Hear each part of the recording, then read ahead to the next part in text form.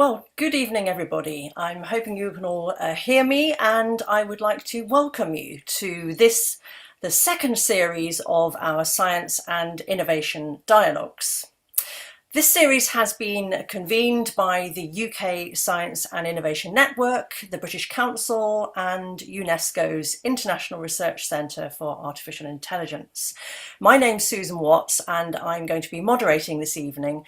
I'm a science journalist by background. I worked at the Newsnight Current Affairs programme for the BBC for nearly 2 decades, and now in strategic science communication.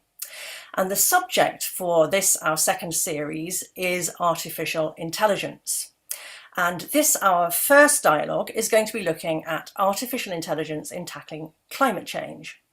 In February and in March, we'll hold our second and third dialogues, and in those we'll be looking at artificial intelligence in healthcare and in education. So these dialogues will span 10 countries in the Baltics, in Central, Eastern and Southern Europe. And the aim is to highlight science excellence and to facilitate the exchange of best practice. So this evening we're going to be joined by our distinguished keynote speaker, Dr. Aidan O'Sullivan from University College London, and by speakers from Latvia, the Czech Republic, Poland and Bulgaria for a roundtable discussion and exchange of ideas. Sadly, our speaker from Hungary, Dr. Palgoda, has been called away on an urgent government mission and is no longer able to join us. This is a shame because agriculture and food security, his specialist subject, are vital sectors for innovative thinking. So if any of our colleagues and speakers can help to fill that space, we'd be very grateful. So in any case, our aim today is to explore practical ways in which AI can help us to understand our impact in this warming world, how AI can help us to adopt the most efficient ways to bring down emissions, and if AI can help us to adapt to a warmer world without jeopardizing our net zero goal. There will be time for questions for all of our speakers, and I invite you as the audience to please pop your questions into the chat function. My colleagues are going to very kindly collate those questions, and I'll have a chance to ask some of them at the end of this evening's event. I've also asked our keynote speaker if he will kindly begin his talk with a clear definition of artificial intelligence. There are many differing perceptions out there of what AI is, and it may be that machine learning, for example, is the better phrase to use. On Aidan's recommendation, I took a quick look at Kate Crawford's book, Atlas of AI, which was published late last year, in which she argues that AI is technical and social practices, institutions and infrastructures, politics and culture. So perhaps if we're thinking of AI as all about computers, we may be looking at it wrong. We've also agreed that for this series, we won't concentrate on the important debate around the ethics of AI, and that's not because we don't think there's anything left to say about that, but because our aim is really to focus on practical AI systems, some of which are already in operation in our lives. So if AI is already here, are we using it to best effect for our 3 challenges: climate, health and education? And what more should we be doing? And can we maybe see our way to avoiding some of those possible future headaches? Our keynote speaker, Dr. Aidan O'Sullivan, is a relatively rare breed. He first studied electrical and electronic engineering, then a PhD in maths, and then machine learning in civil engineering. Now Associate Professor in Energy and Artificial Intelligence at University College London, Aidan leads a lab focused on applications of AI in the energy system in ways that accelerate the transition to net zero. He's also co-founder of Carbon Re, a climate tech startup that employs AI to help, for example, the cement or steel industries to use less energy.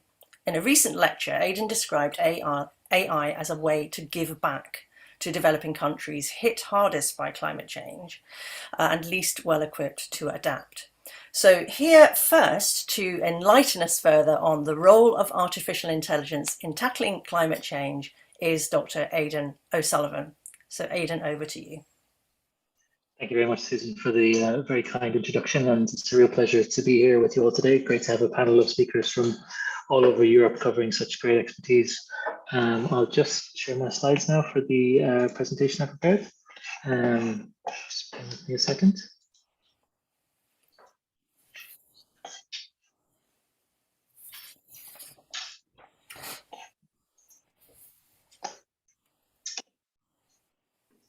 Oh, hang on, sorry.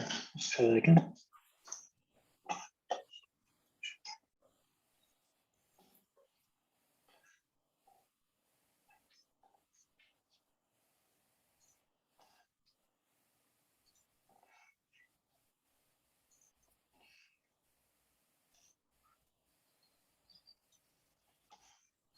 Is that okay? Can you see this? Yes, that's working for me anyway. Okay, brilliant. Thank you very much. So yes, good afternoon, everyone. Real pleasure to be here to talk to you today about this extremely important subject, an area I've been working in for quite some time. As Susan mentioned, I'll start off with a bit of a preamble about defining AI, which may be helpful for further discussions later on. But the objectives of today's talk are to zoom out and explore why the characteristics of artificial intelligence make it such a critical technology for climate change action, and to present some of the research we've been doing at UCL and how it's being applied to decarbonize the cement and steel industries through a venture I co-founded called Carbon. I'll also talk about and point to some other great applications of AI, and not least of all, the top 100 applications project developed by IRCAI to list and rank and draw attention to some of the most impactful projects on AI in climate change in the world, which has been a really fantastic endeavor led by some of the great people at IRCAI. So to begin with, I'll just give a bit of background on AI. So as a term, it's become ubiquitous in society. It's very hard to move and go anywhere without seeing a reference to artificial intelligence. The field itself has been active since about the 1940s, often previously under a guise of cybernetics. And one of the key figures in this field worth referring to is, of course, Alan Turing. And he's made a number of contributions, such as Turing machines, Turing completeness, and the Turing test. So all these are key cornerstones or key foundations within the AI research community. The Turing test, of course, being the test of whether an artificial intelligence agent can pass as a human in some sense, or and further on, and Turing machines being an initial idea in terms of the completeness of a machine and its ability to solve multiple problems. So if you were to try and define AI, there's lots of competing definitions, but essentially you're concerned with the development of intelligent machines to solve problems.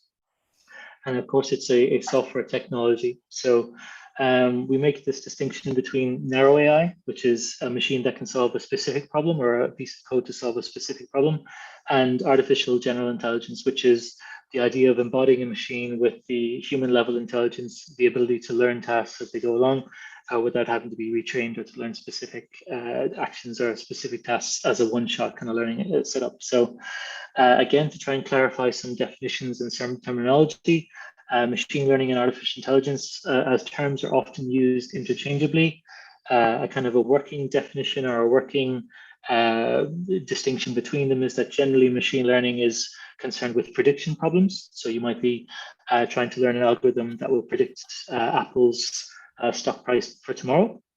And then artificial intelligence is more focused on decision-making problems. So that next step in terms of what stock should I buy. So that's a gross simplification, but a useful working definition to kind of operate under. So these are some of the books I would recommend in the area. Again, there's a lot of discussion and a lot of activity in the space. A lot of kind of controversy about where we are and how much progress we've really made. But it's fair to say we're kind of living in the age of artificial intelligence at the moment. So one of the reasons, or one of the kind of where this kind of excitement has come from has been advances in two key areas of artificial intelligence. So deep learning is a branch of artificial intelligence based around hugely powerful neural networks, which have been incredibly successful in a lot of really challenging tasks. Reinforcement learning then is another branch of artificial intelligence, which has shown to make huge breakthroughs such as the AlphaGo challenge, which there's now a movie about on Netflix. So this is the scale of the impact on society of artificial intelligence. That there are books and movies permeating culture and permeating society. So to give a little bit more of a working definition or working background, what we're doing with artificial intelligence and machine learning is essentially trying to solve problems in a more direct fashion, or in a less effortful way. So if we wanted a computer to recognize the difference between a cat and a dog, one way to approach this problem would be to try and write a recipe of how you do that. So this isn't kind of how we would work, but we might specify weight less than 5 kg and pointy ears and noses flat, and a length of less than 0.4 equals a cat.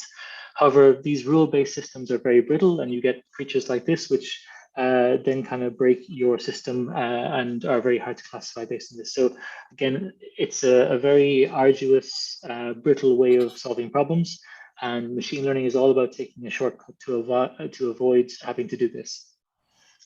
So what do we do to avoid this? We essentially we get into training, and training is kind of an abstract terminology that kind of obscures a lot of the detail. But hopefully I can kind of give a little bit of background into what's taking place. So instead of writing this recipe or writing this list of rules, which is fixed and brittle and not very adaptive, we instead train the AI to solve a problem by giving it the actual answer over and over again. So we give it a set of labeled data, which are observations or input data, which have the correct answer associated with them.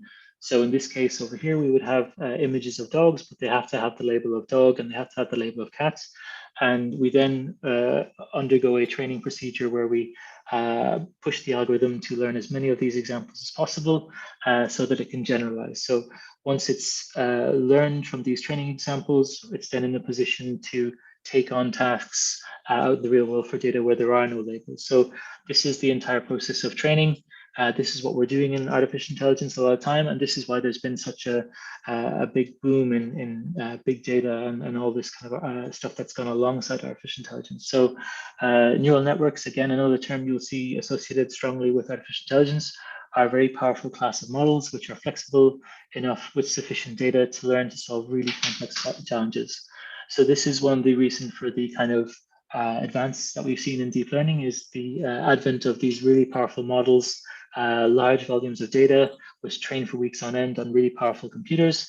And this enables them to solve really challenging tasks in natural language processing, speech recognition, and many more areas. So this is a very whistle-stop kind of whirlwind introduction or definition of AI, but hopefully it facilitates a better discussion as we go along. So again, hopefully that was useful. But moving on to our kind of today's topic. So now that I've kind of defined artificial intelligence a little bit, it's good to step back and see where we are in terms of climate change. So the conversation has definitely moved on in the last decade in terms of no longer being about whether we should do something. Now it's about what can we do about the problem. And if we look at the trajectory we're currently on, the world that we're expected to be in, according to the IPCC, is one where we're putting out 59 gigatons of CO2 by 2030. That's what we're currently on track for. And what that would lead to is an increase in temperature of 3.5 degrees C by 2100. Now, the world that we want to inhabit in is a one where we stay below 1.5 degrees Celsius, and that is one where we're able to put out emissions range with a decrease down to kind of 25 gigatons of CO2. So the delta between these two scenarios is 34 gigatons of CO2. And just to give a sense of scale or sense of comparison, the impacts on carbon emissions from COVID-19, which was effectively shutting down the world and shutting down aviation and people staying in their homes, was 2.3 gigatons of CO2. So the scale of the challenge is absolutely massive, and the amount of reductions we need to achieve is hugely significant. So what kind of solutions can we deploy to solve this problem? Well, solutions need to have two key characteristics. They need to have speed and they need to have scale. So given the scale of the challenge, we need solutions that can be deployed globally and that will reduce emissions by gigatons. We also need emissions that we can deploy today, so ones that are quick and that are due to emissions having a cumulative effect. So we want speed and scale in terms of our two solutions. And artificial intelligence embodies a lot of these characteristics by virtue of being a software technology. It also has other characteristics, such as constant attention and the ability to make decisions rapidly. And again, these are very potent characteristics which point to where it can be deployed. But I'll discuss in more detail what these speed and scale characteristics mean and how they relate to some other technologies as well. But if you were to look at where it's, what is the ideal problem to tackle with artificial intelligence? It's a setup where you have a closed system. So currently we're in the realm of narrow AI, so where we can define a region of operation nicely for an artificial intelligence where training is representative of what is going to happen in the future. Then we can expect to get good results out of artificial intelligence. We're not at the stage of just deploying artificial general intelligence to let loose in open systems around the world. And again, we're looking to operate infrastructure to maximize efficiency. Again, there's a lot of discussion around climate change action about what's the best fuel, whether it's hydrogen, nuclear, renewables, or whatever, but efficiency is the best fuel overall, as if you're doing more with less, then you've made a big impact. So just as a form of comparison, so I work at the UCL Energy Institute, and one of the things that we've been obsessed with is the energy transition for a long time, and looking at how fast that's going to happen and what are the technologies that are going to make it happen. And of course, any future that we have in the energy sector is going to be relying on a large uptake of renewables. So a really critical characteristic of those technologies is the learning rate. So the learning rate quantifies how much the cost of a technology reduces for a doubling of the installed capacity. And for solar, we see a 34% reduction, onshore wind 16%, and offshore wind 9%. So again, as we double the installed capacity of these technologies, their costs begin to fall. But the problem is they're not falling fast enough. So if we could get much faster technologies that had much higher learning rates, then we would be able to deploy much more quickly and get these out into the world much faster.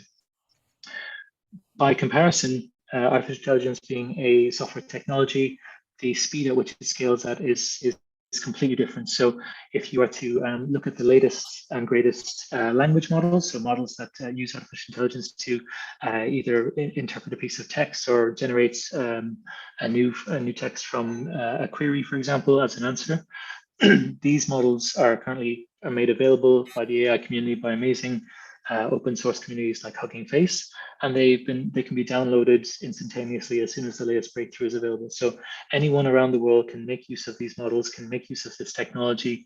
The number of downloads last month on this website was 29 million. So compare that to some of the renewable technologies, you can see how it scales much, much better, and the impact can be much more significant in that way. So again, we have the hardware is certainly a part of the equation, but the software is another vital part of the equation that can make a significant impact due to just its nature of its characteristics.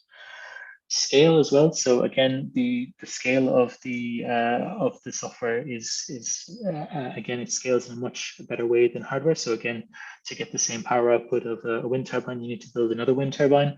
Whereas thanks to APIs and online technologies, the cost of spinning up another iteration of the AI agent is absolutely minimal. So the biggest cost is generally within the training portion of time. So for example, OpenAI's GPT-3 model is currently being used by 300 different applications, tens of thousands of developers, and producing more than 4.5 billion words per day as a language model that's used as the state of the art. And again, adding another developer into that, adding another user into that, it doesn't scale linearly. It scales very nicely, and there's almost no cost whatsoever. So the model itself is almost an infinite resource. It can be created over and over, and the more you do that, the more you amortize the initial investment in terms of the energy taken to produce it. So again, in terms of technology, has very nice scaling properties that allow us to have large impact. So what does this mean in terms of tackling climate change? So where can AI be deployed for gigatons of impact? Target applications where there are marginal operational improvements would yield big emission savings. We want low complexity, high impact, easily repeatable solutions So we want to target sources where there are concentrated sectors where there are concentrated sources of emissions. What you don't want to do is target applications that rely on a patch for every individual user. You want a very consistent and a simple problem, or well, a representative problem that can be solved repeatedly, and again, scaled out to the world. So again, we want to have this idea of looking for closed systems where there is large impact in terms of emissions, and again, a focus on efficiency. So better use of existing infrastructure rather than requirements to develop new infrastructure. So what does this look like? So that initially draws us immediately to the power sector. The power sector has been at the vanguard of decarbonization. It's on the critical path for a lot of solutions and a lot of plans and strategies. Generally, transport will be electrified, heating will be electrified, and all this requires us to have a very green and efficient electricity sector. Up until recently, the power sector was the largest source of emissions in the UK. So again, there is this opportunity to do some work where there is a large prize in terms of emissions. And again, we have this property of being a closed system. So grids are generally managed by a single authority, a system operator, and this gives us the capacity to have scale. So, and in terms of the actual potential for improvement, a 1% improvement in efficiency has massive impact at the grid level. So, example of some of the work being done in this space, one of the best examples is the Learning to Run a Power Network Challenge. So this was a project developed between RTE, EPRI, UCL, Google Research, and IQT Labs, led very strongly by RTE, the National Grid in France. And it was accepted into NeurIPS, which is the leading artificial intelligence conference in the world. And it was accepted as a competition for teams around the world to compete to train different AI agents to manage and run a grid autonomously. So essentially what happens is the platform simulates a working grid, and actions can be taken to increase or decrease generation at certain points, change lines, manage the flow of power, and try and maximize resource use to make best use of renewable power generation and to keep the grid online for as long as possible. So this is a really nice and challenging problem. The complexity of such operation is massive, and it only gets more complex as you add renewables into the mix. And again, deploying this in the real world, or taking this and deploying it, the scale, the opportunity for impact, the scale of emissions improvement from this single sector is around the order of 0.5 gigatons per year. So again, this is a really fantastic example. Any AI researchers interested in tackling climate change should take a look at this. And again, the opportunity to have impact is massive, and the scale is significant again. So this is just one example of an area where deploying AI solutions, you could take it out and apply it to other grids around the world as well. But there are tons of other applications around the world, and it'd be difficult for me to enumerate them. But fortunately, IRCAI has run a recent challenge to try and capture and promote some of the best projects around the world. So they run the Top 100 initiative, which was a call last year for applications in terms of the use of AI to support the Sustainable Development Goals. It was a big effort with a ton of volunteer reviewers, and the results are now available on the IRCAI Top 100 website.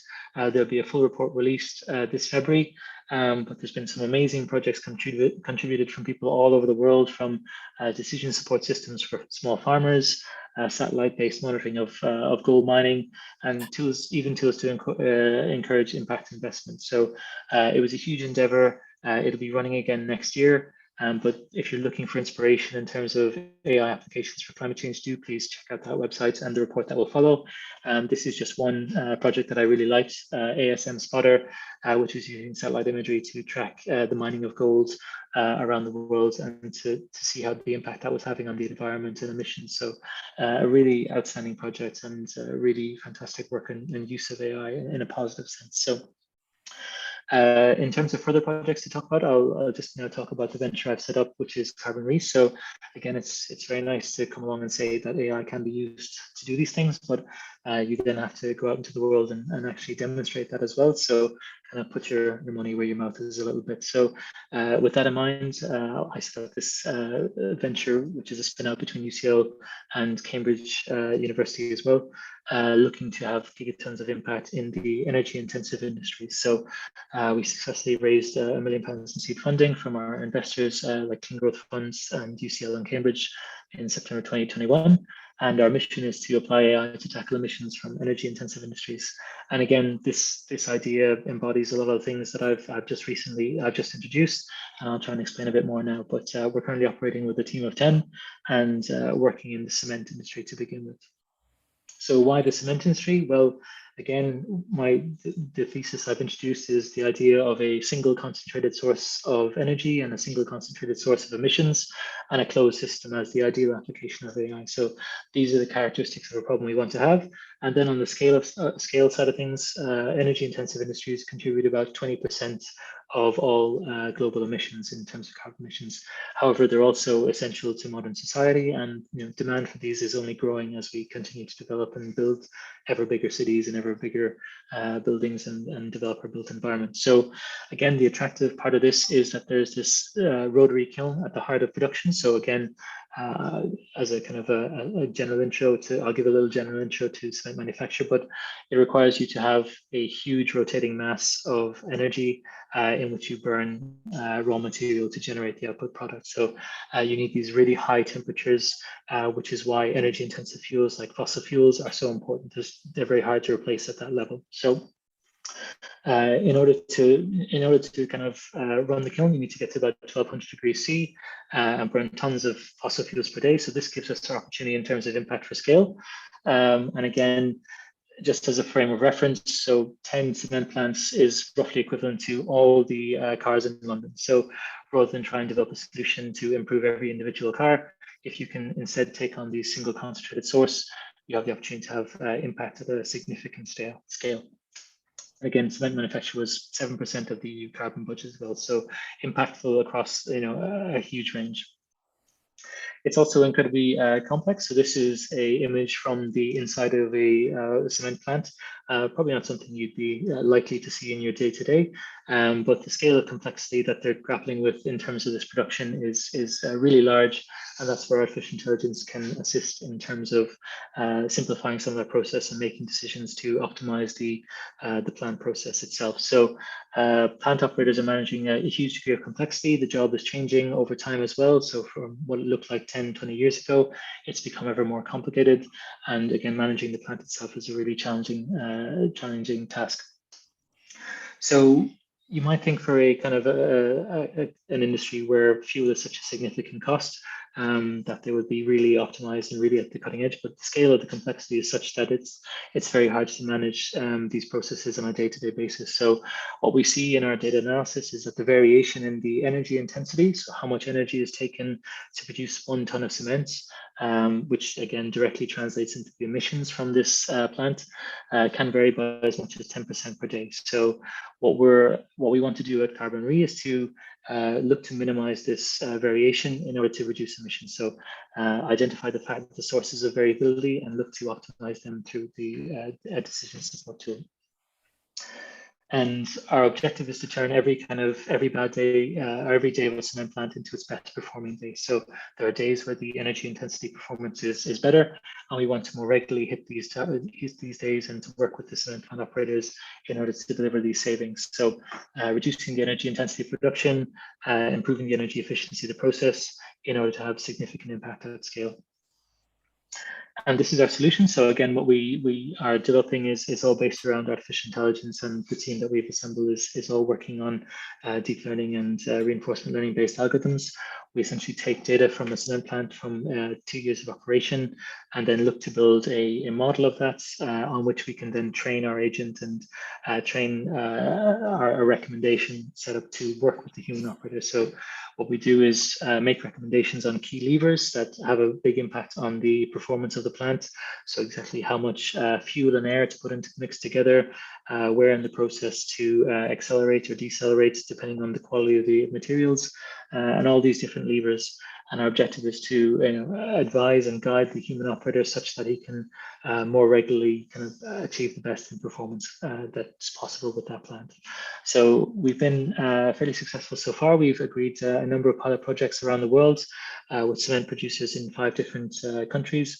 We're currently live with a cement plant in India and scheduled to go live with 2 more by the end of February before moving on to, again, tackle another energy intensive industry in steel and then glass as well, following on from that. So again, the challenge is to take these technologies that we've been developing for so long, artificial intelligence, and deploy them in a way that they have an impact on climate change, but also in a reproducible and scalable way, such to take them around the world and to have impact on a global level in order to achieve the savings that we want to achieve and to hit that gigatons of impact that we need to achieve.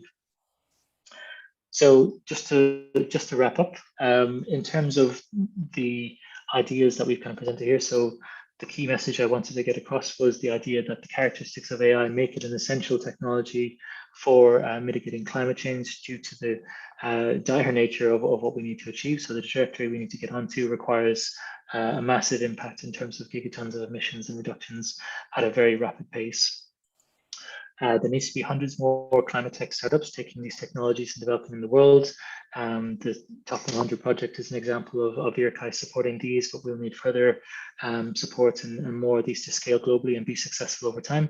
There's been a lot of venture capital being poured into this area recently, which is fantastic to see. The policy environment for these is really critical as well.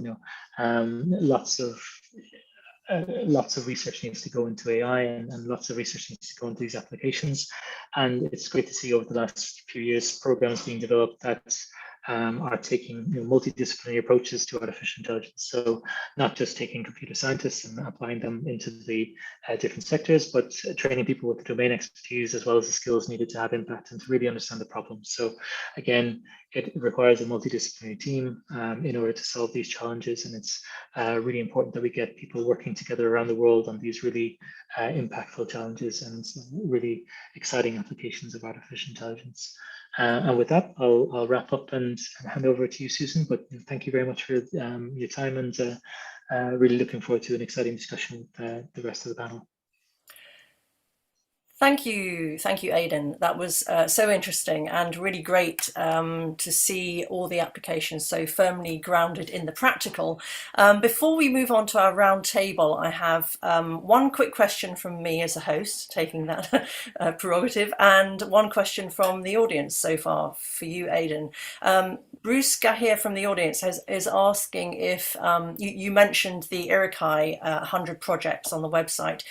Are you aware of a similar resource which holds information on AI being employed for climate and emissions control? You don't have to answer now. You can pop it into the chat, or we can pass it on later. But maybe have a think, or if there's anything you're aware of specifically for climate change. There are some good initiatives. IRCAI has kind of brought together quite a few of them. Again, for power systems, I would probably be more familiar with those, but there's quite a lot of resources available. Climate Change AI is doing great work on this as well. And yeah, a host of opportunities. I would say check out Open Power System Database as well. Okay, that's great. Thank you. And my quick question was, I wondered whether, people are generally quite fearful, I think, of general application of artificial intelligence in some of these critical infrastructure sectors. And I wondered if in the course of the competition you mentioned, or in any of the projects you come across so far, if there were any unintended consequences of a system running away or removing the human from the loop, and how those situations were dealt with, if indeed there were any. No, it's a great question, and definitely the stage that we're at currently, I don't think it's appropriate to talk about automated control or to kind of hand over ownership of these systems.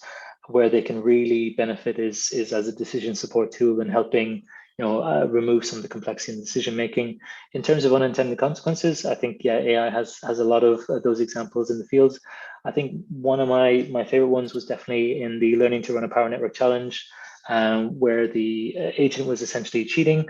It was kind of just before a line would overheat, it would switch it off completely, which isn't physically possible, but was part of the simulation. So again, it would have this kind of switching action, which was a very clever thing to figure out, but not representative of the real world, and definitely not how you'd want to operate a power grid, of suddenly disconnecting everything and then reconnecting it immediately to kind of get the benefit of resetting, which was part of the kind of simulation environment. So you can have these kind of quirks of the environment you train the agent in, where it learns behaviors that perhaps aren't ideal.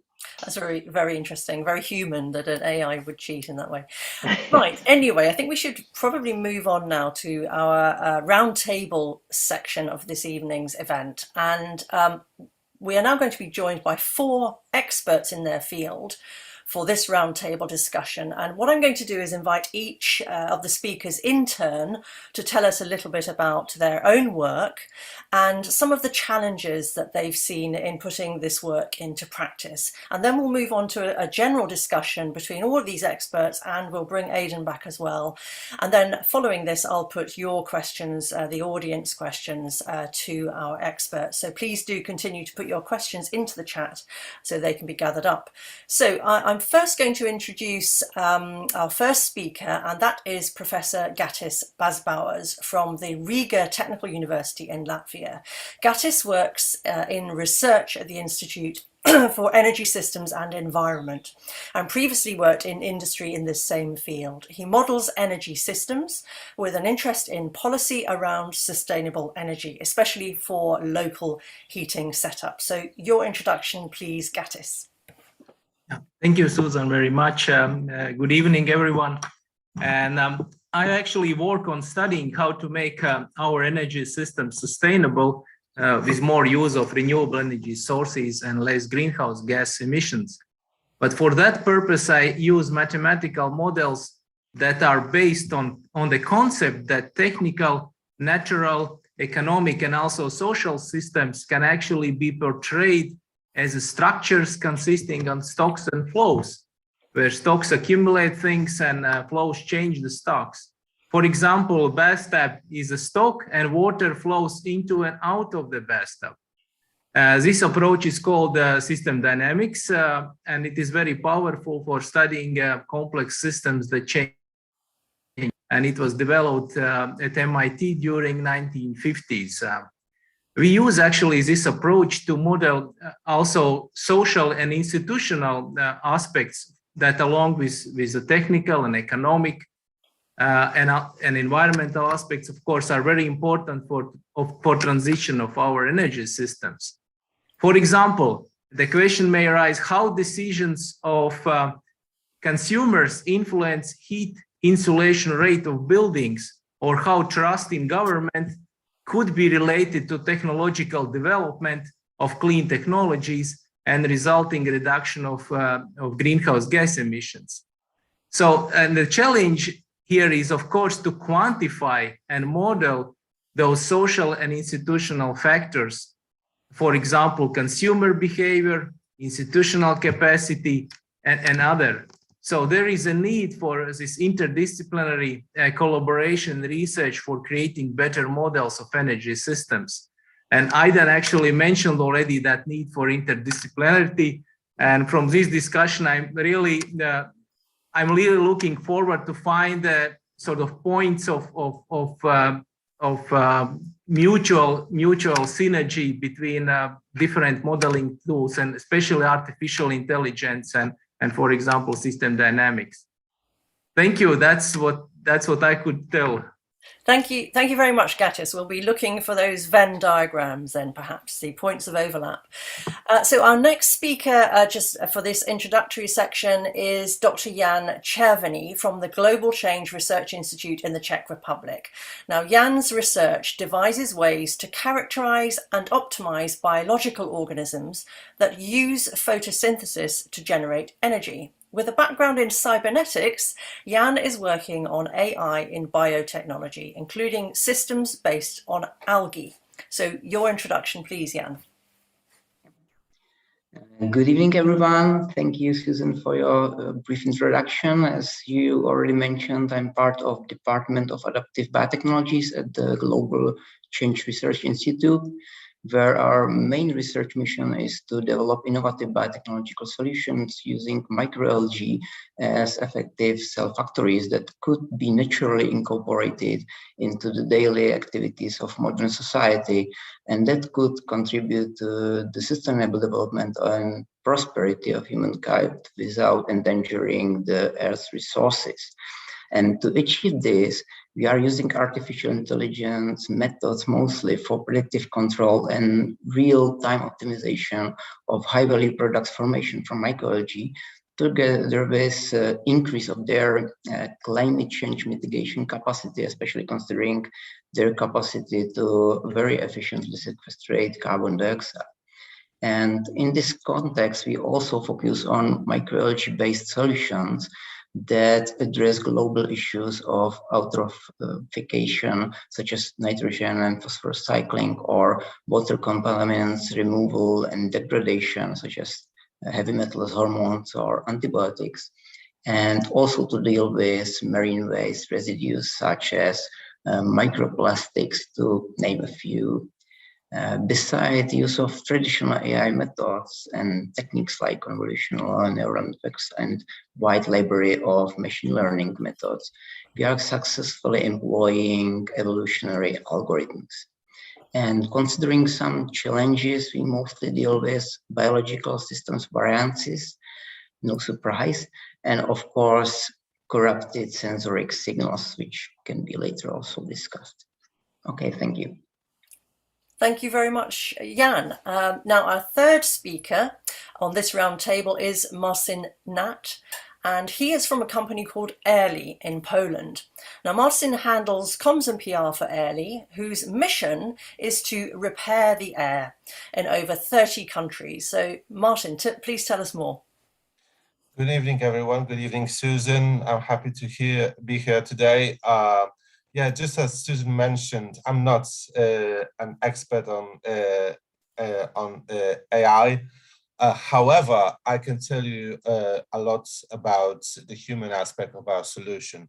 We are IRCAI. We are providing hyperlocal real-time data about air pollution by building dense network of sensors. And from the very beginning, we were pretty confident that we need to use AI solutions to make our solution complete. We use AI for air quality forecast for the next 24 hours. We have our own algorithm, which is created based on the past data and the current weather parameters. We are happy that our team invented an algorithm that forecasts with even 95% verifiability. That's a very good solution for everyone that is interested in future air pollution. It helps cities to forecast on should they implement free transport. It helps media to announce if the pollution will be bad or there won't be pollution in the next days. And of course, through our tools for everyone, such as map, online map, and mobile app, this sort of data is accessible for, and we are happy to have almost 1 million users from our app. So that's quite a huge impact.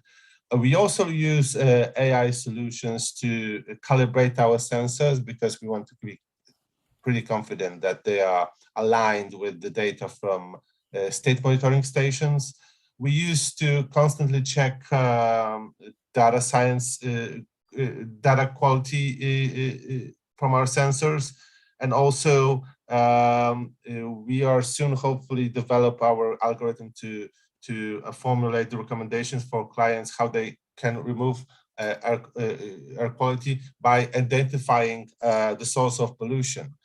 Other use is interpolation of data, and that means that if I'm saying that we are looking for data as dense as possible, it's not possible to put sensors everywhere. That's why the interpolation comes in, and we can gather more data by showing the data between the sensors. Yeah, and that's just a trailer of what we have in store, and that's all for me for now. Thank you. Thank you very much, Martin. So finally, I would like to introduce our fourth roundtable discussion point here, which is coming from Professor Todor Stoilov. Now, Todor is from the Institute of Information, Communications and Technology of the Bulgarian Academy of Sciences. Todor's work optimizes complex systems in transport, communication, resources, and web services. And he works on European Union-wide projects, and his focus today is on how to cut pollution in transport. So over to you, Todor.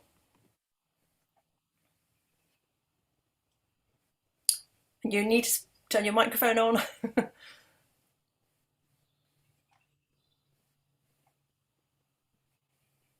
Todor, I don't know if you can hear me, but your mic is off. Sorry, Much Susan. better. No problem. Carry on. Yeah. Yes. I am from Institute of Information and Communication Technologies, as you said, and this institute is affiliated to the Bulgarian Academy of Sciences. But my participation here on this roundtable will address problems related with the application of artificial intelligence solutions in control of transportation system. And particularly, I will present a technique, so-called autonomic control, which reuses different artificial intelligence solutions for the control of transportation. Few words about the transportation system and their influence towards the climate changes. It is well known that the road transportation system pollutes the atmosphere with carbon dioxide, methane and non-methane volatile organic compounds, nitrous oxides, sulfur oxides, ammonia, dust particles with two important dimensions of 10 microns and 2.5 microns. The traffic in road transportation is a major source of noise pollution. Hence, it is easy to conclude that the management of the transport system, considering environmental objective, can give benefits for the air pollution and respectively to participate in actions for the climate change. That's why I will present few things which are related from the control of transportation system, which can participate for decrease the pollution and respectively, which influence the change of the climate. Thank you. Thank you very much, Todor, and thank you to everybody for your introductions. Now, I think perhaps the best way to start our roundtable discussion is just to invite any of our four roundtable speakers to ask any questions they may have for Aidan. So Aidan set us up with quite a lot of ideas there, but I wonder whether any of you have any questions or any supplementary points you would like to make, stimulated by Aidan's talk.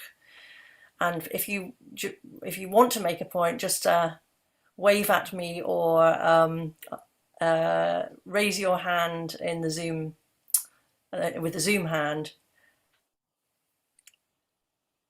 Ah, good, Martin. Go ahead, Martin. So Aidan, what are the biggest obstacles right now regarding implementing your solutions? What is the hardest things you face every day by implementing your solutions and making it accessible for all? A really great question. Yeah, thank you, Martin. In terms of the challenges, I think it again, as I pointed out at the beginning, a lot of data is necessary for training AI agents, and again, the quality of that data is really important as well. So when you're doing kind of data science in industry settings, they're not typically well set up for that in comparison to, say, technology or taking data from the internet. It's inherently kind of much cleaner than, say, taking it from industrial processes. So a lot of the challenges we face in terms of developing our models and making recommendations to operators stem from the challenges of working with data from a lot of different sensors, some of which might fail over time, which need to be removed, or corrupted sensors and all that. So there's a lot of initial pre-processing work that goes into it, but that's all to kind of then set up things for the actual training and the modeling and the intelligence generation. So that's probably the biggest challenge, I think.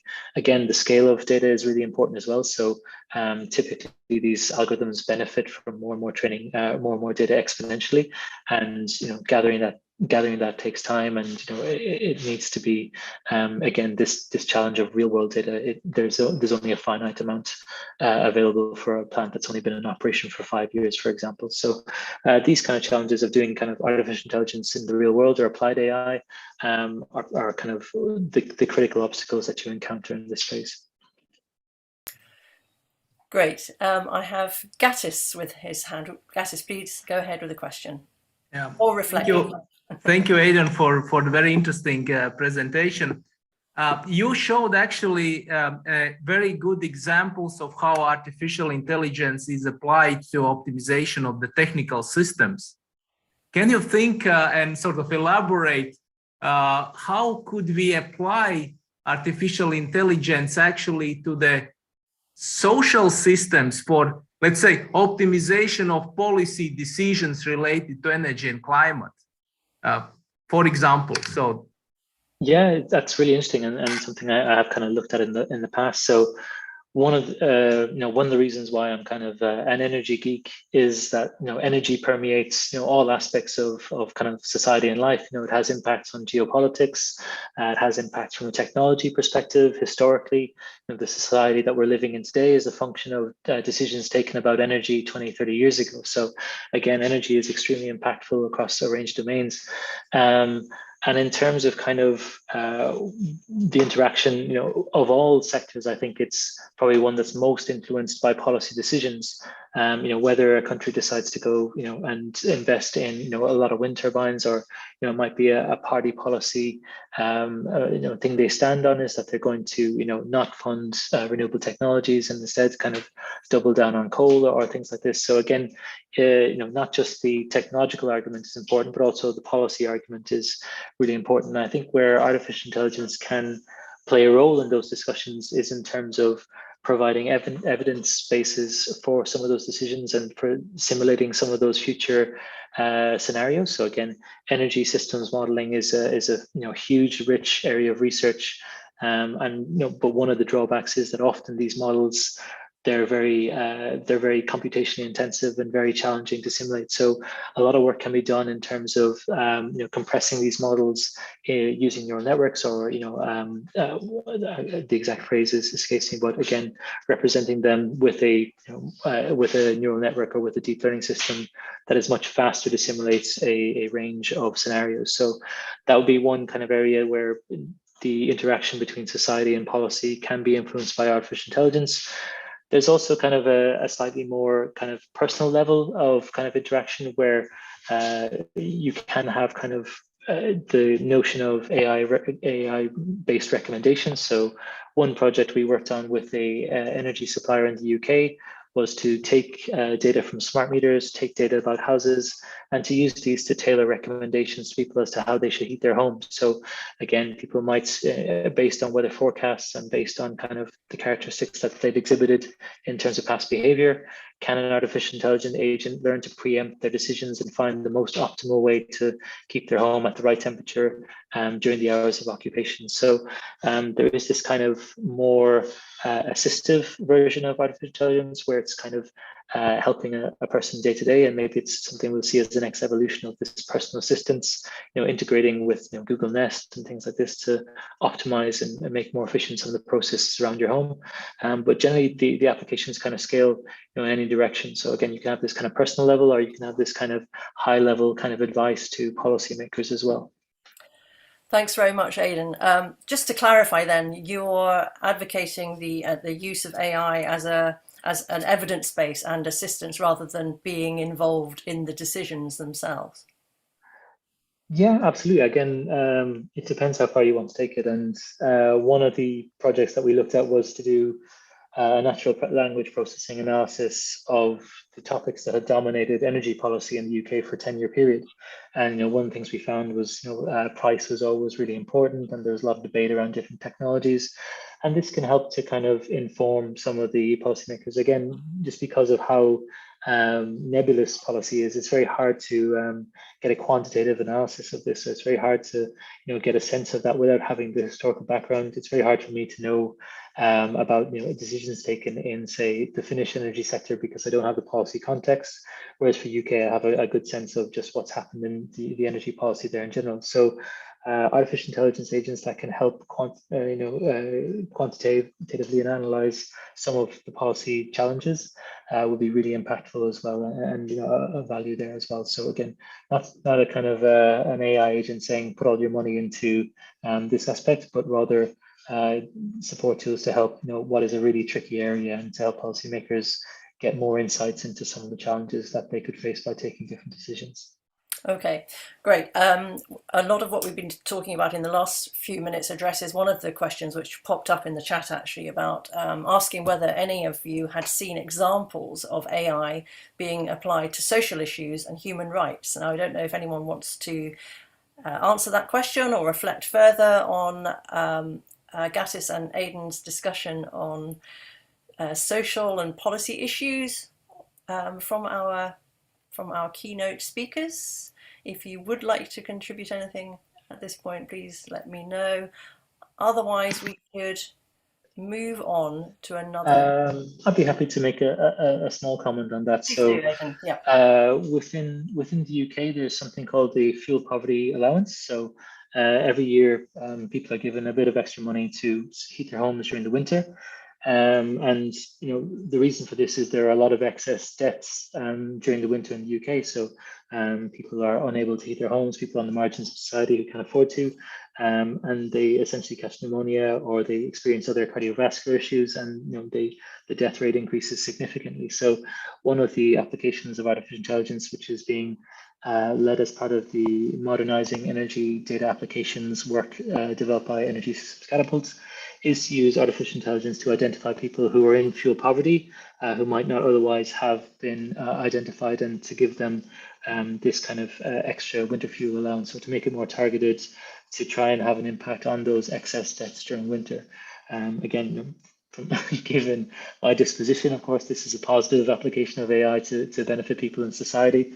So slightly skewed by my own view, but definitely one where I see the targeting of people who are vulnerable and trying to give them the right support that they need is really helpful. Excellent. Thank you very much. That's a really interesting example from right here in the UK. I wondered if, Aidan, perhaps you could just say a little bit more about that phrase that I used in your introduction about the developed world giving back through AI to those countries in the less developed world who may be struggling with adaptation in the face of climate change. Could you just say maybe a little bit about what you mean by that, giving back? Yeah, sure. I mean, without it, it's not really arguable that the kind of more developed countries are more responsible for carbon emissions and for climate change. Over the past 100 years, if you were to look at it from that perspective, the bulk of emissions would be from, Europe and the United States and places that have been industrial powerhouses for a long time. The people, experiencing difficulties are generally in the less developed world, and, they're more at risk and more vulnerable. So technologies developed in terms of artificial intelligence in the UK and in the US are really powerful, and the capabilities to develop these technologies exist in very few centers and very few parts of the world. But democratizing that technology and making it available around the world globally is one way to kind of make up for this discrepancy, or this disadvantage we've kind of given the rest of the world. So, for example, solar forecasting algorithms developed in the UK can be translated well to Brazil, where there's the opportunity for lots of solar power, but again, they don't have to reinvent all the machine learning algorithms and machine learning knowledge that we've worked to get. So again, these technologies can be packaged, they can be scaled, can be distributed, they can be made available globally for people around the world, whether that be in South Africa, whether that be in a lab in Argentina or wherever. They'd not necessarily need to go through the processes that we have of developing really high level labs to make these technologies. That technology should be kind of made more freely available. Excellent. Thank you very much, Aidan.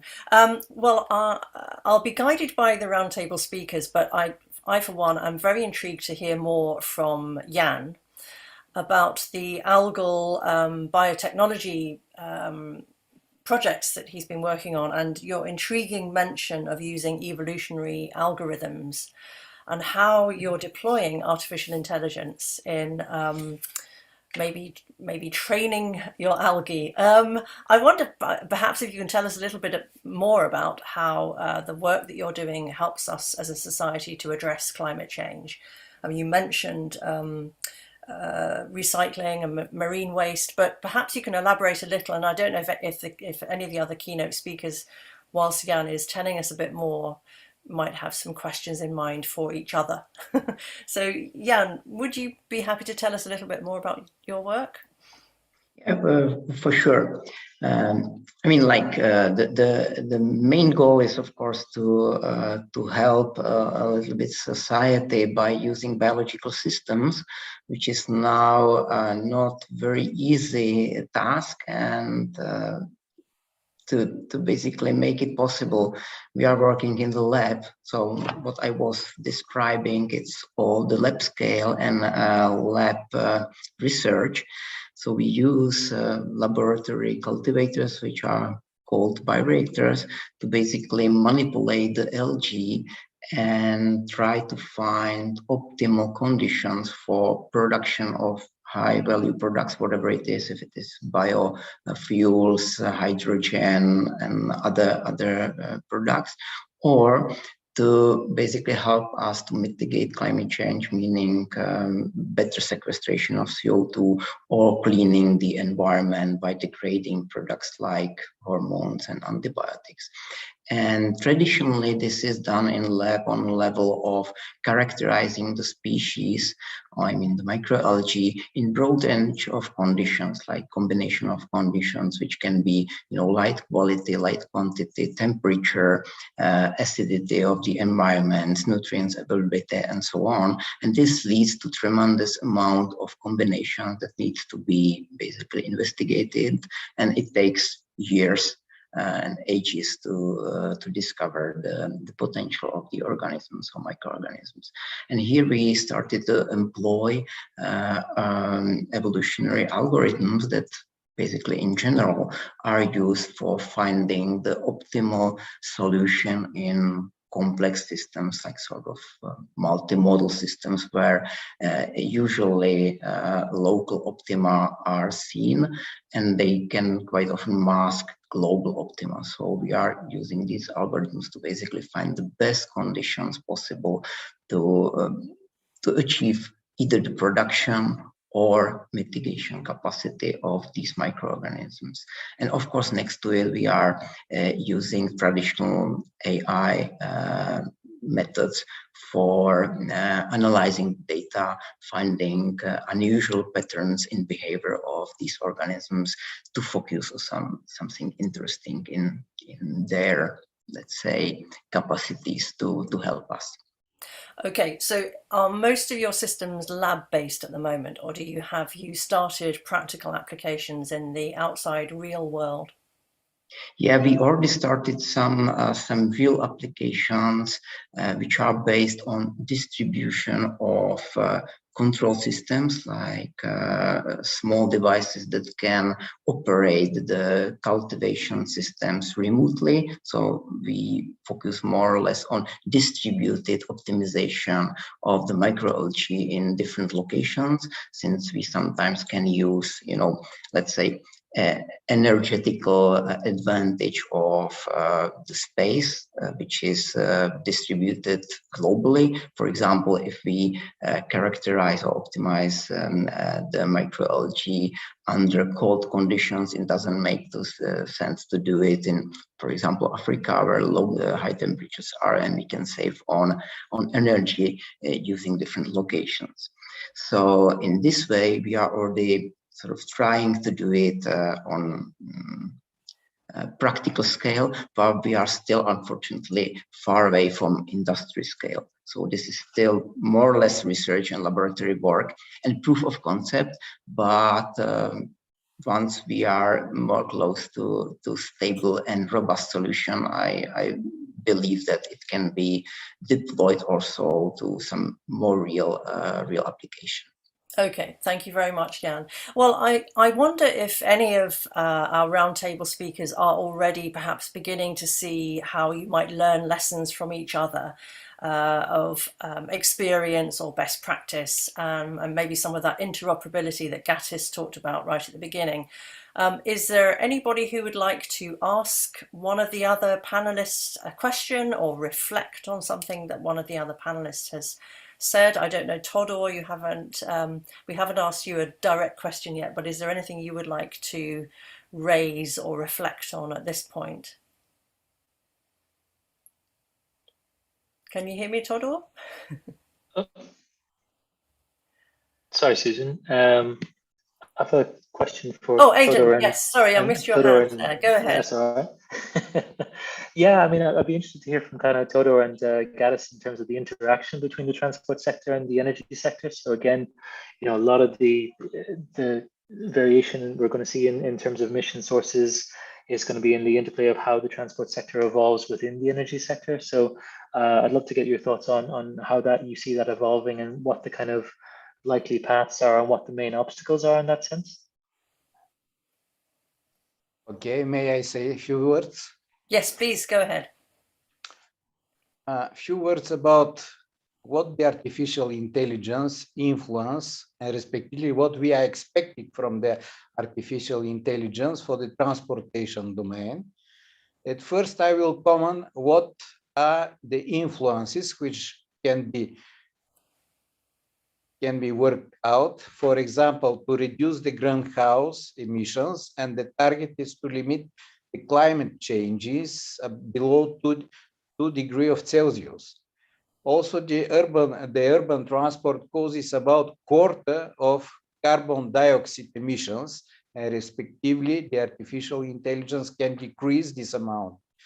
The use of artificial intelligence applications in intelligent transportation system contribute in real time for the traffic management, reducing delivery times, congestions, waiting times in front of the traffic lights on junction.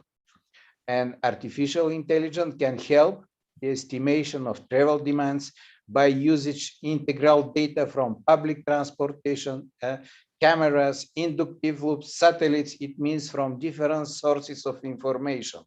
Thus, it will be reduce the unnecessary travel distances, optimize vehicle routing, advance the combination of different transport modes, and optimize occupancies and load. The artificial intelligence applications in transport system can improve the management of traffic flows by coordinating control of traffic lights, reducing journey times over urban areas, minimization of waiting time, to provide coordination between motorway and regional. All this illustrate how many tasks can be resolved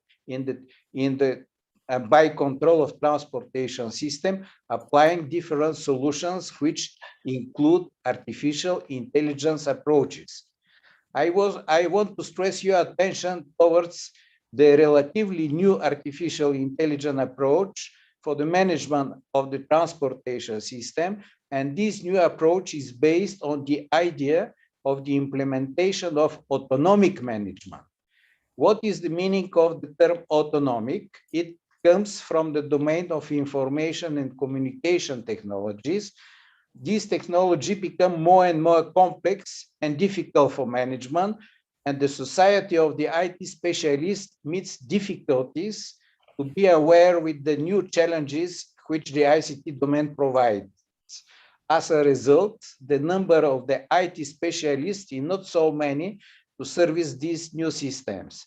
And to overcome this negative tendency, the vice president of IBM raised the idea for autonomic computing. This idea is based on the implementation of self-organization function of the ICT systems. Currently, these self-organization functionalities are decomposed to 4 tasks. Self-configuration, which means automated configuration of components and system following high-level policies. Self-optimization, components and system continuously improve their own performance. Third, self-healing. System automatically detect, diagnoses, and repairs software and hardware. And finally, self-protection. System automatically defends against malicious attack. Respectively, this autonomic paradigm can be successfully applied in transportation system. And now the transportation system are giants in technical meaning because they have a lot of technical devices, but they have children's brain concerning the traffic control and traffic management. And this discrepancy comes from the complexity of road traffic system and the traffic management, because the traffic management insists solutions of set of tasks, minimization of travel time, maximization of traffic flows, minimization of queues in front of the traffic lights, giving priorities to special transportation, public ambulances, police, considering environmental requirements for pollution, especially in winter months, and finally noise pollution. And how the artificial intelligence, and particularly the autonomic management, can resolve these problems. The application of the autonomic self-properties of the control will decrease the subjective decision-making, which not always is the preferable one. The approach of self-organization will implement integration of measurements for the traffic state from different sources: inductive loops, cameras, satellite navigation system, subjective commands, semantic knowledge. Thus, the autonomic functionalities about the traffic monitoring can help prediction future traffic behavior, and respectively, this allows the congestions to be escaped or decreased. The autonomic operation of traffic control system will adapt signal control, the ramp metering, the recommendation for route guidance, the variable speed limits according to the current estimates and future traffic behavior. The autonomic management will be able to identify the traffic changes and to provide in real time information to drivers for their subjective choices. How the autonomic properties can be technically implemented? It can be implemented by usage of feedbacks.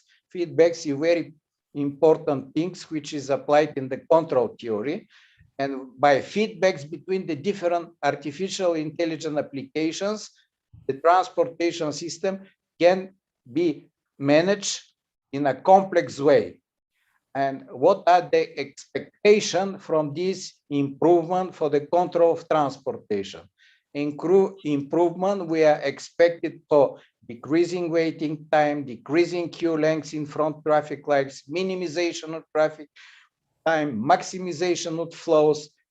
As a result, we are going to achieve decrease of air pollution and noise and decrease in energy and consumption and goal. Finally, as a conclusion, by the application of the idea of self-organization, we can achieve indirectly in automatic way, decrease the environment pollution and energy consumption, which is a benefit for the climate changes. Thank you. Thank you very much, Todor. That was very comprehensive. I have to say, when you mentioned self-organizing traffic lights, I became slightly alarmed. But I wonder, can you give me a very simple question? How far away is this world you describe? Is it close with us now? It is not far away. It was our project which has been funded by cost program, and respectively we transfer the autonomic functionalities from ICT domain to the transportation domain. Such kind of transfer can be provided. I see here about farming. Yes, of course, such kind of self-functionalities can be applied in farming domain by means for gas, from the livestock farming and so on. Thank you, Todor. I wonder if any of our panelists would like to reflect at all on any of the points there that Todor has raised. Gattis, can you see any of your interoperability aspirations there? Or maybe some lessons that might be learned, or some concerns that you might have? Yes, I'm just wondering, what the results of the systems becoming more efficient will be, because there are models in system dynamics and studies that show that actually, for example, building additional roads and reducing traffic jams actually increases number of cars on roads. So by saying that, I'm just sort of trying to say that all the improvements in the technical systems that we discuss are very important, but they are, I would dare to say, they are still marginal, although they will be on a very big scale. In order to reach climate targets, we need a massive change of our way of living.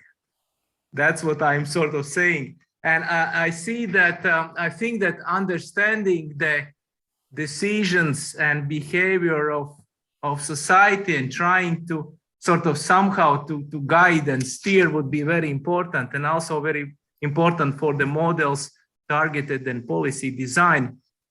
See that with artificial intelligence, maybe we could get a more data, quantitative data and information about what actually society could do, what actually people could do, because interviews and inquiries sometimes do not reflect the true sort of situation, what is happening. So I'm just thinking that artificial intelligence could collect more evidence, as Aidan said, about what could happen if we do this or that in a policy terms. Thank you, Gattis. I don't know if any of our audience or panelists tuned in to the BBC Reith lectures this year by Stuart Russell, who's from the University of California in Berkeley, and heard him talk about his rules for AI, where his sort of fundamental rule was that machines should be uncertain about human objectives and humble, really, in the sight of a human objective. I can't imagine how they would understand human objectives on traffic systems, but maybe we all write our own rules when it comes to that. But Aidan, did you have any thoughts on what Todor has described there about an AI-based traffic management systems which bring in ICT skills as well? Yeah, absolutely, and I think relevant to some of what Gattis is talking about as well.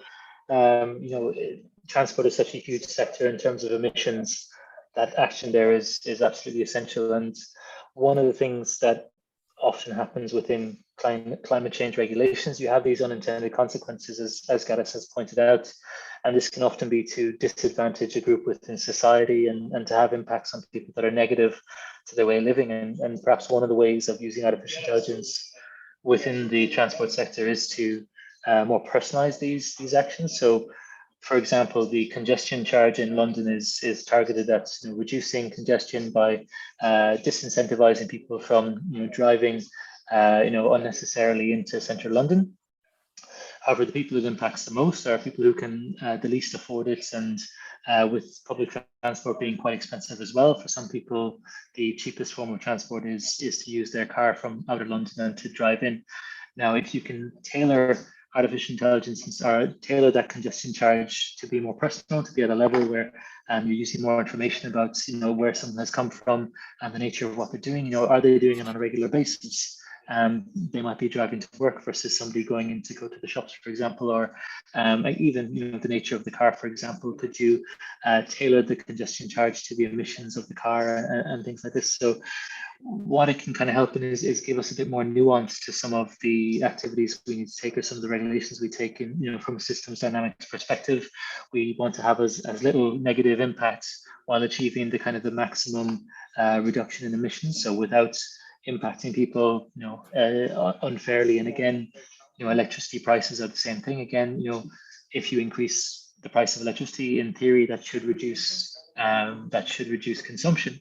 However, people need a certain amount to kind of access, basic levels and not push them into fuel poverty. So again, if you can kind of use AI to help with these objectives and to try and personalize it to people to kind of mitigate negative or unintended consequences, that can be a way to deliver really impactful kind of recommendations and really impactful policies that get broader support and are more popular overall. So interesting. Thank you, Aidan. And interesting you should bring up the congestion charge, which only this morning the London Mayor was talking about on the radio and personalising it. I'm not sure if you had artificial intelligence in mind, but maybe. Anyway, we are rapidly approaching the point in the evening where some of the audience questions can be addressed. I see the panelists have been very diligent and replied to some, which is good. So Martin has put the web address of Airly in the chat if anybody wanted that.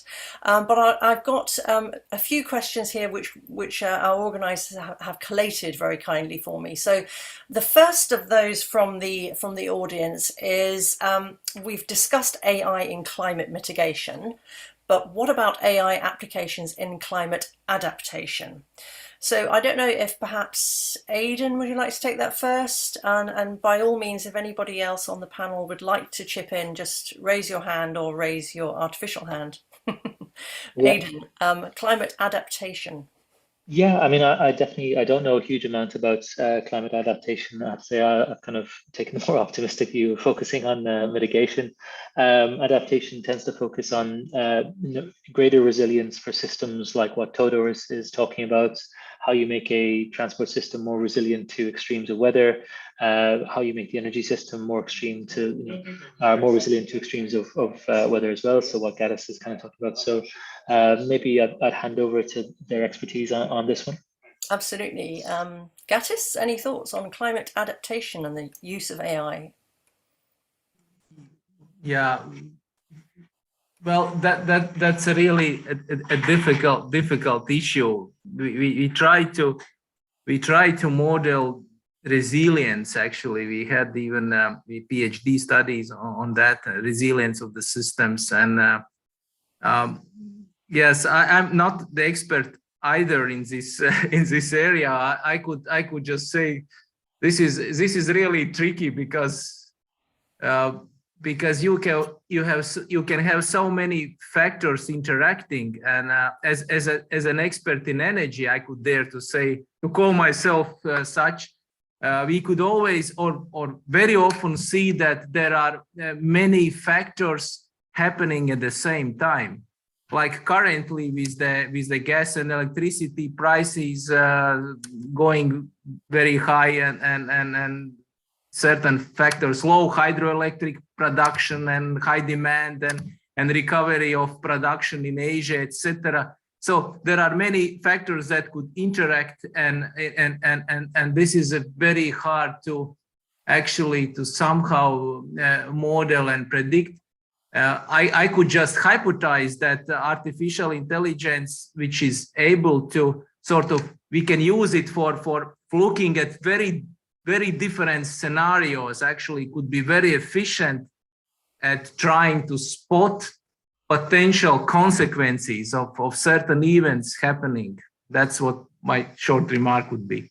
Okay, and is that happening? Are people modeling scenarios in that way of different interventions? Anybody on the panel can chip in. Jan, please go ahead.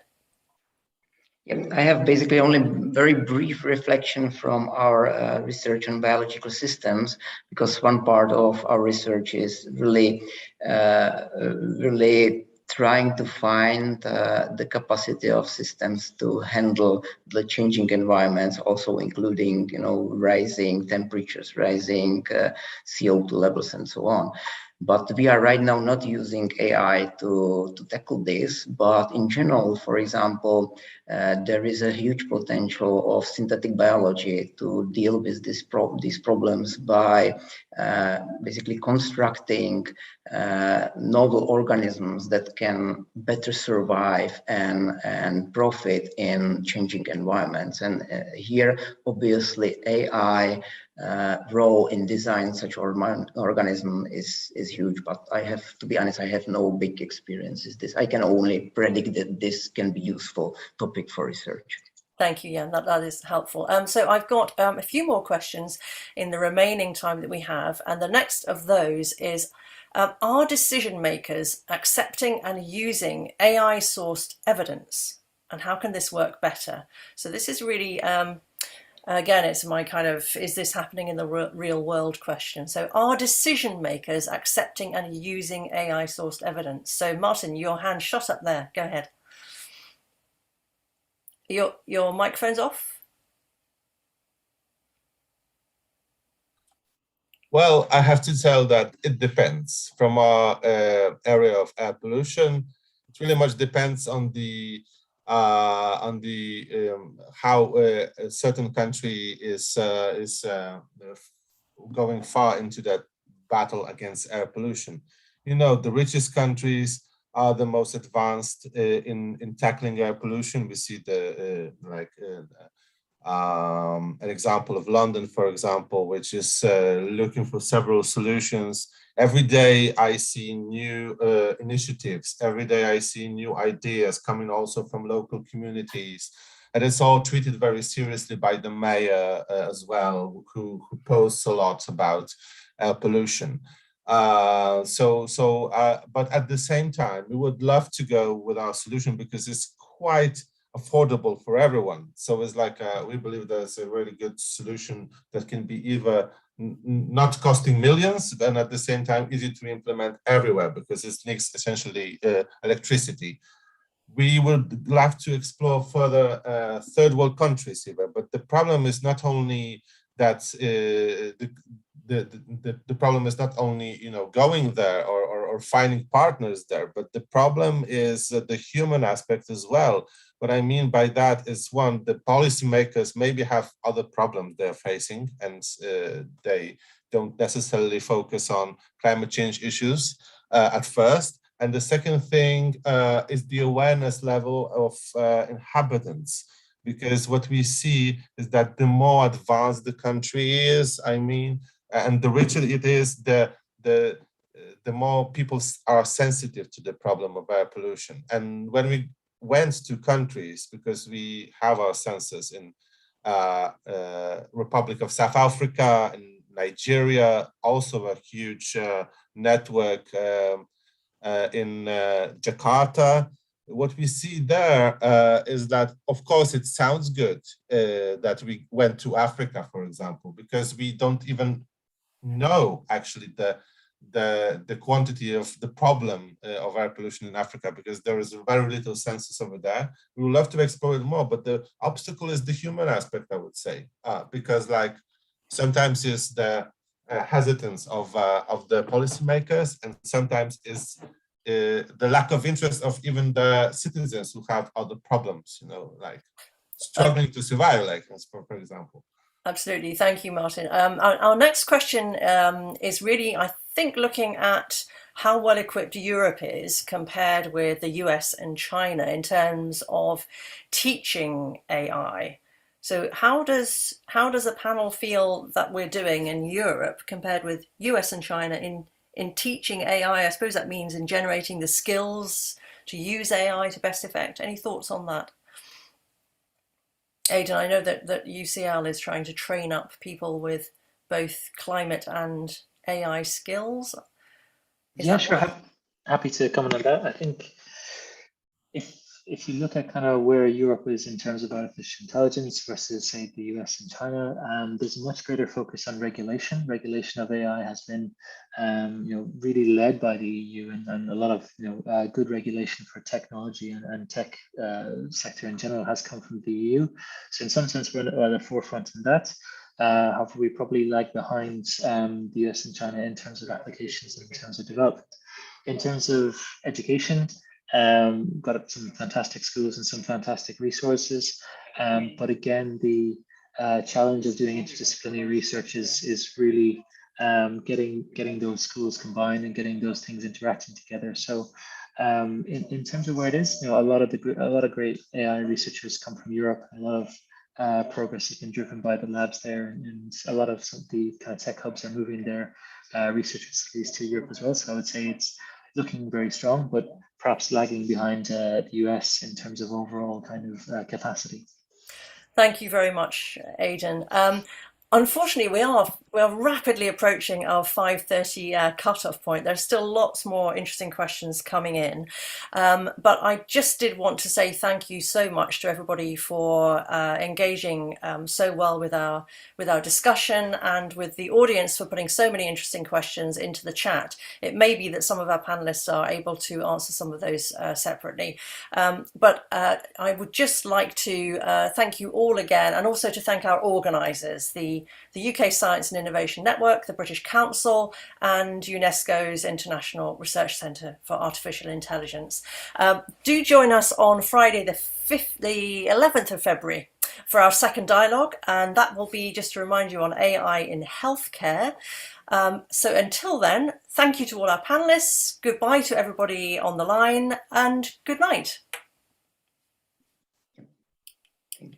Thank you. Bye-bye. Thank you, Susan. Okay, everyone. Thank you, Susan. Thank you.